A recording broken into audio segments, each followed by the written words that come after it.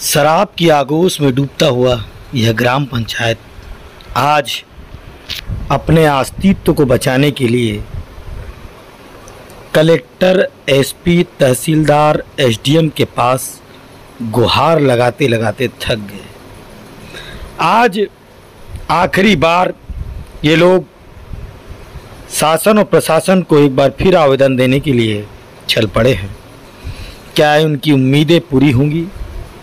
शराब बंद होंगी या क्या होंगी, ये तो वक्त ही बताएगा। मगर पुलिस अधीक्षक कार्यालय में लोगों ने रूबरू मिलकर क्या कहा?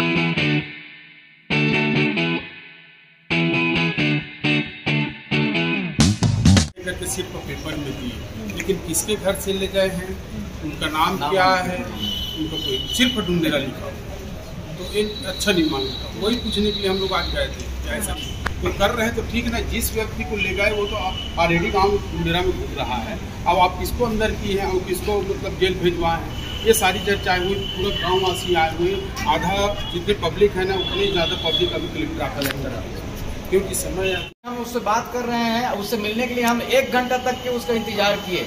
अब आएगा तब आएगा, मीटिंग में है तो चलो इंतजार करते हैं। और जैसे निकला, जैसे चोर के जैसा गाड़ी में बैठ के निकल रहा था। बताओ क्या एसडीएम का ये ऐसा व्यवहार होना चाहिए? ये गलत व्यवहार है कि नहीं? आम जनता के दिल नहीं जीत सकते हो आप, तो कैसे आप प्रशासनिक कार्रवाई कैसे करोगे आप? यही झलकता है आपका कि कहीं ना कहीं आप दबाव में हो।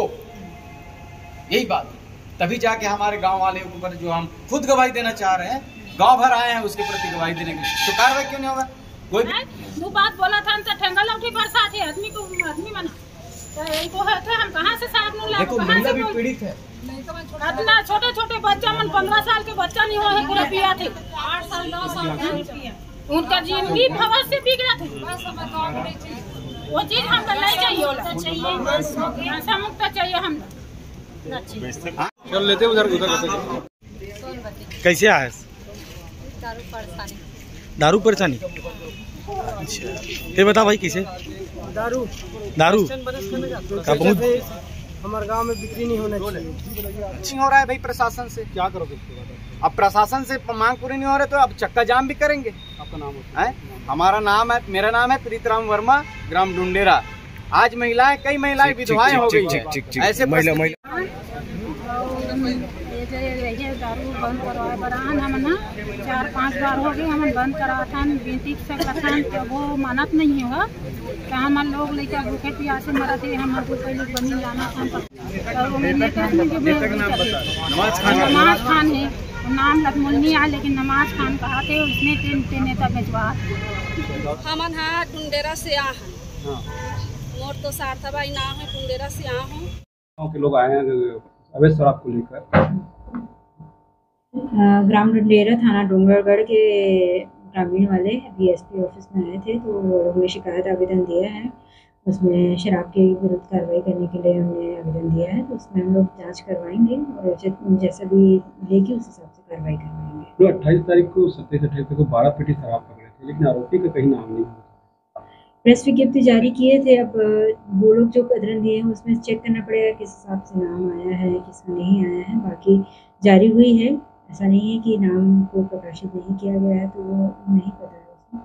बाकी हम लोगों ने बाकायदा नाम किया है, चेक कर सकते हैं। जी मैडम। तो चलिए, प्रदेश में कांग्रेस की सरकार बनी थी और इस सरकार बनने का मुख्य कारण था शराब, क्योंकि शराब बंदी करने के लिए ही लोगों ने उत्साहित होकर इस सरकार को वोट दिया था और सरकार बहुमत रूप से सरकार बनाई थी। मगर जैसे ही सरकार बनी, शराब की नदियाँ इन गांवों में फैलती गई है। ये डोंगरगांव विधानसभा के ये ग्रामीण लोग आए हुए हैं और उनका कहना है कि पिछले 4 सालों से जिस तरह से शराब बिक रही है, उस शराब से इनके घर द्वार बर्बाद हो गए हैं, महिलाएं विधवाएं हो गई हैं। ऐसे स्थिति में इन्होंने जब गंगा जल की कसम खाई थी, तो क्या इस पोजीशन में छत्तीसगढ़ में फिर सरकार बन पाएगी? इनका विरोध तो ये गांव वाले कर रहे हैं कि अब की बार तो हमने दे दिया था, मगर अब इस कांग्रेस सरकार को मजा सिखाएंगे और बताएंगे कि गंगा जल की कसम खाने के बाद उन्होंने किस तरह तोड़ा है। ये ग्रामीण आज आए हुए हैं, लगभग 500 लोग हैं और इनके घर द्वार में भी है। लगभग 1,500 से 2,000 एक गांव के लोग यहाँ पर आकर इस बात का मांग कर रहे हैं कि शराब बिक रही है और शराब किसी ऊंचे बड़े अधिकारी और नेता के सहयोग पे बिक रहा है। आखिर छत्तीसगढ़ सरकार में ये क्या हो रहा है? लाल टोपी के साथ देखिए सीधा खुदा चैलेंज कि किस तरह से शराब के इस गंगा जल की कसम के माध्यम से शराब के अवैध कारोबार के कारण सरकार फिर डूब रही है, फिर दूसरी सरकार बनेगी। शायद परिवर्तन की लहर इस शराब से ही आ जाए। पंचायत नियोजन राजू सोनी, राजनांदगांव।